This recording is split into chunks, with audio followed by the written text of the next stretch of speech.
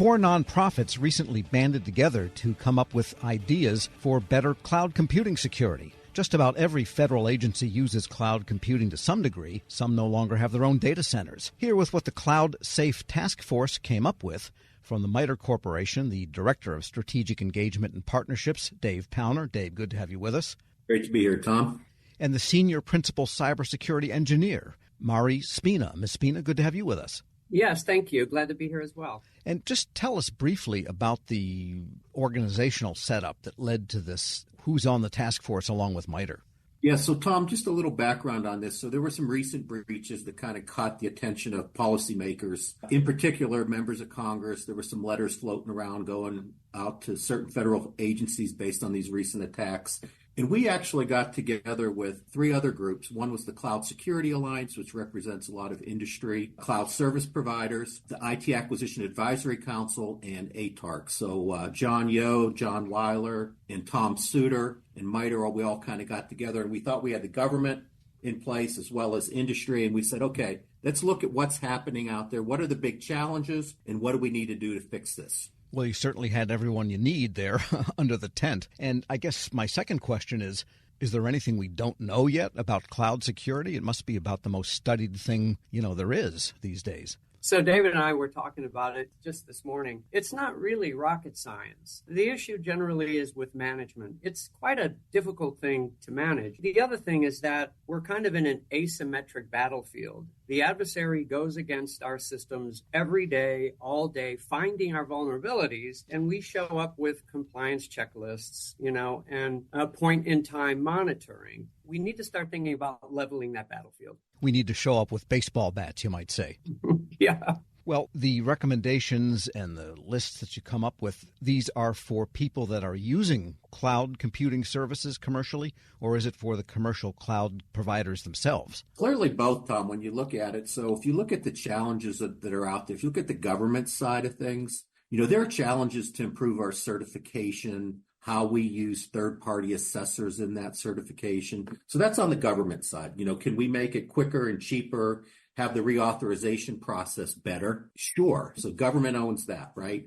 But then on the industry side, can industry be more transparent with what their cloud environments entail? And, can they help the government with how we monitor with real-time monitoring metrics that Mari just mentioned? I mean, right now we measure cyber with a lot of lagging metrics. And could we do things in the cloud that we really could get real-time monitoring of our cloud environments? And that's where, we would want help from industry on that. So again, I think it's both industry and government. They own it. They both have opportunities to improve, and that's kind of where our RECs led. Mari. The other thing is that our task force is really focused on a whole-of-nation approach, which is why we needed to bring in government, we needed to bring in industry, and the players that we have on it are really key to that. And I wanted to ask you a question with respect to the multi-layered aspect. That is to say, an agency creates a workload, and maybe it ran in their data center. So it has to be secure and has to have not buffer overflow and everything else that goes into cybersecurity. But then it's loaded into a cloud. So if something is in a cloud and it's secure, do you still have to worry about cloud security? Or by the same token, if you accidentally upload something that is vulnerable, can it be protected by virtue of being in that commercial cloud? That makes sense? Yeah, so understand that we practice the shared responsibility model. And Dave and I were talking about it. I actually published a framework a couple of years ago on it. When you move to the cloud and you put your workloads in the cloud, you're talking about things you trust, things you use, and things you deploy. And so the things we trust and the things we use are managed and developed, provided by the cloud provider. And so those really do have to be secure, but you have to use them in a secure way as well. So we need to get that balance correct. And I guess what was the reaction of the big cloud service providers to this effort? Because, you don't just go up to Amazon and Microsoft and say, hey, guys, you know what? They were very receptive, Tom. In fact, this is where the Cloud Security Alliance really came in because they represent a lot of those CSPs. And I do think, if you look at industry side of the house, there is some frustration with the certification processes. Can we make those quicker and cheaper? When we have a certified environment and there's an upgrade, can we go through a reauthorization or a recertification certification much quicker than we currently do. Sure, we can improve those things. And then also, too, if you look at like reciprocity across certain programs, CMMC, FedRAMP,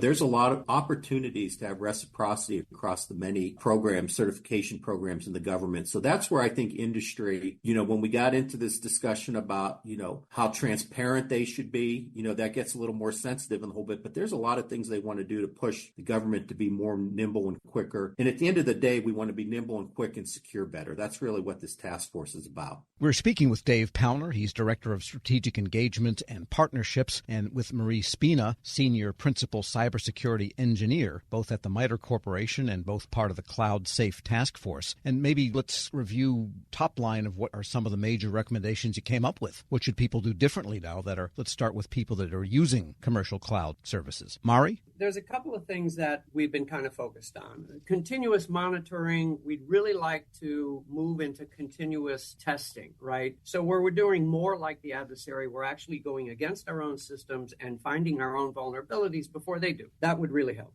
We think that moving assessment and predation operations to the left into the development pipeline can actually save some money. The notion of reciprocity at scale, this concept where the cloud providers get a lot of security certifications and then they have to go apply for FedRAMP or DoD authorization.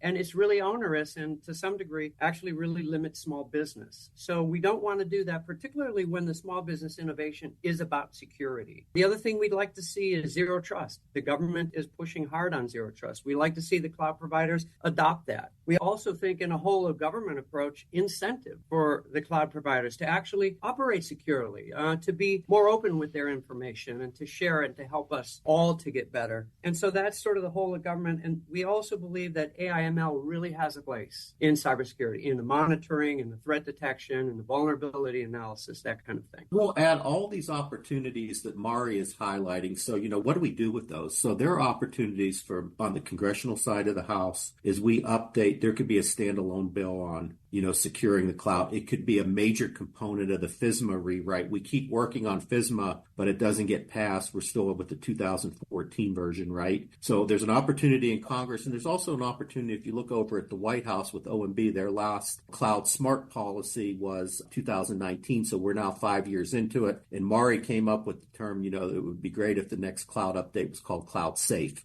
with the real emphasis on security. So remember, Tom, Obama had Cloud First, and that was about using managed services to gain economies of scale. That was really good. And then President Trump came up with Cloud Smart, which said, hey, let's do the acquisition right. Let's include security with it. But really, Cloud Safe is more a whole of government, whole of industry, whole of nation. We really want to get down to brass tacks and focus on security. And yes, and we've talked about some of the recommendations for users. What would you have the big cloud service providers and maybe the not so big ones do differently? So one thing, and I know I think I caught David's ear on this one day. It makes me laugh. I said, look, David, when I wake up in the morning, I check the weather, I check Dow futures, and I want to check my cloud security dashboard. I want to know if I got to take action today and move my workload to another cloud. I want to know if we're going to get hacked. So this kind of real-time reporting, almost a business intelligence, that's one of the things that, we'd like to see in this whole thing.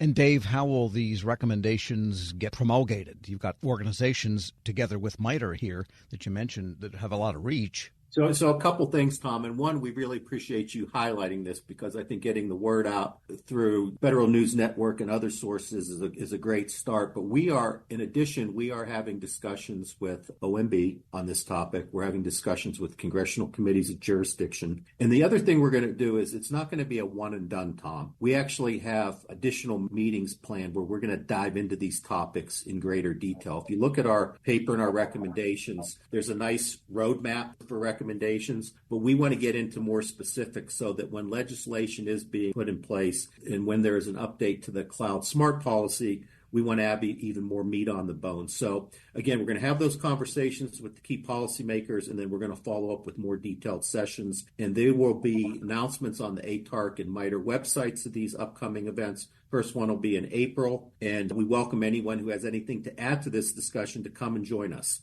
Dave Powner is Director of Strategic Engagement and Partnerships with the MITRE Corporation. Thanks for being with us. Thank you, Tom. And Mari Spina is Senior Principal Cybersecurity Engineer, knows all things secure in the cloud, also with the MITRE Corporation. Thank you for being with us. Absolutely. It's a pleasure. Thank you. We'll post this interview along with a link to the summary of the cloud security recommendations at federalnewsnetwork.com/Federal Drive. Subscribe to the Federal Drive wherever you get your podcasts.